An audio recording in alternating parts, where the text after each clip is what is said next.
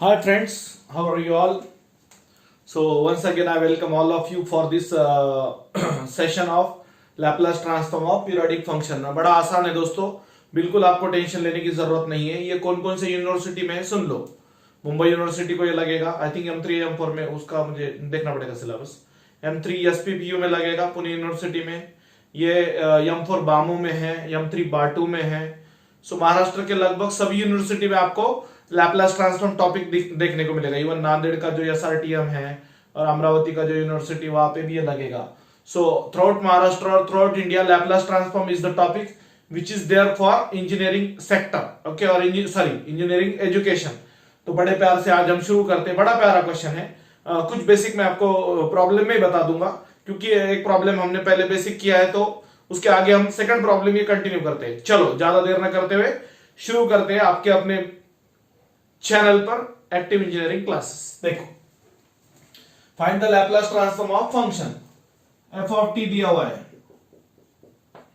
के T upon T, और दूसरा दिया है F of small t plus capital T is equal to F of T.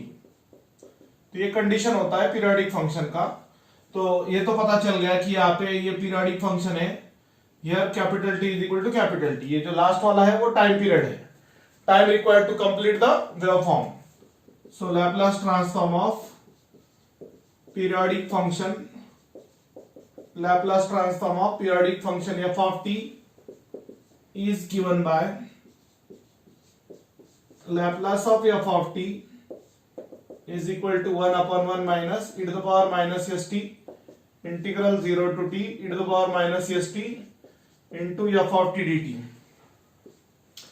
This is most important formula required for solving this problem. ये problem solve करने के लिए सब में मेन फॉर्मूला ये है। So Laplace of F of T is equal to 1 upon 1 minus e to the power minus s t, यानी capital T, एक ही हो, कोई प्रॉब्लम नहीं। e to the power minus s t into F of T, यानी K T upon T dt। But याद रहे k upon T ये कांस्टेंट है, k कांस्टेंट है, t टाइम पीरियड है, तो टाइम पीरियड भी कांस्टेंट होता है, तो ये जाएगा बाहर इंटीग्रेशन के। Constant can be taken out of the integral, और t पहले लिखेंगे अपन e 2 नंबर पे। So t e to the power minus st dt, ये आपका u, ये आपका v, ये वो आपका Laplace of f of t। Just a second, let me observe, आ रहा है ना फ्रेम में? यस, कोई प्रॉब्लम नहीं है दोस्तों। थोड़ा सा मैं इरेज करता हूं। चलो, अब एक इंपॉर्टेंट फॉर्मूला लगने वाला है अपने को, generalize rule of integration by parts, u into v1 minus u dash into v2 plus and so on, integral c to d, integral c से लेके तो d तक। तो यहां पर दोस्तों u यानी t है और v यानी e to the power minus st है। u dash du by dt, d by dt of t is 1, 1 का डेरिवेटिव 0 आएगा, तो आगे जरूरत नहीं है। v1 यानी v का इंटीग्रेशन, v यानी अच्छे से निकालना है, e का integration which upon minus s, v2 यानी v1 का integration e to the power minus st upon minus s dt, e to the power minus st इधर minus s into minus s, तो एक पुराना माइनस s, एक नया आने वाला अपॉन। मैं आपको एक फॉर्मूला लिख के देता, डोंट वरी, जिनको इंटीग्रेशन नहीं आता है देख लेना, एक नोट होता है, फॉर्मूला होता है इंटीग्रेशन का, e to the power at dt is equal to e to the power at upon a। याद रहे अच्छे से, इंटीग्रेशन का फॉर्मूला दोस्तों अच्छे से लर्न रखो, e to the power at dt e to the power at upon a। तो यहाँ पे a यानी माइनस s है, a यानी माइनस s है। अब ये फॉर्मूले में वैल्यू पुट कर देंगे अपन, Laplace of f of t is equal to k upon 1 minus e to the power minus st into capital T।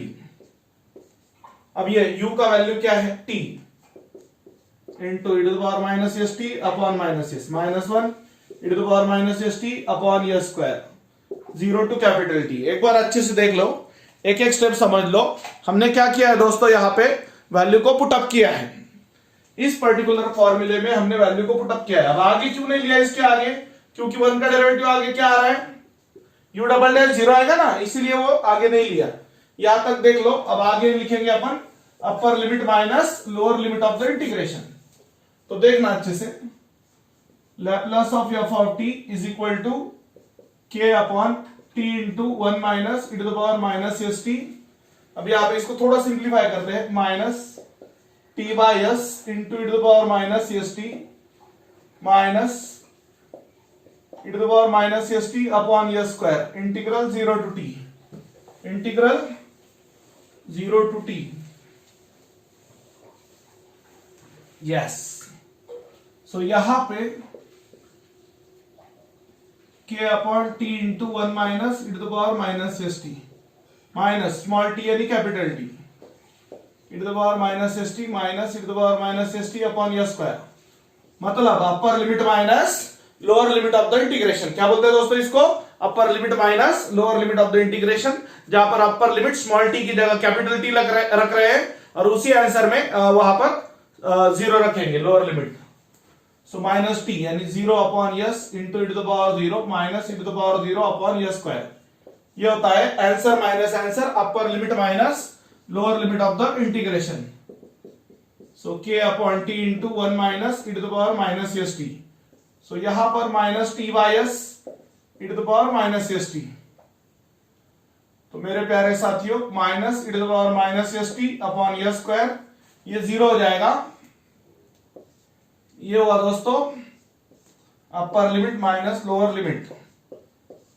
हाँ, dot dot dot E to the power 0 is 1, E to the power 0 is 1। So K by T into 1 minus, हाँ, minus T by S into E to the power minus S T minus E to the power minus S T upon S square. Minus into minus is plus. तो दोस्तों ये हुआ आपका Laplace of F of T. This is your complete answer.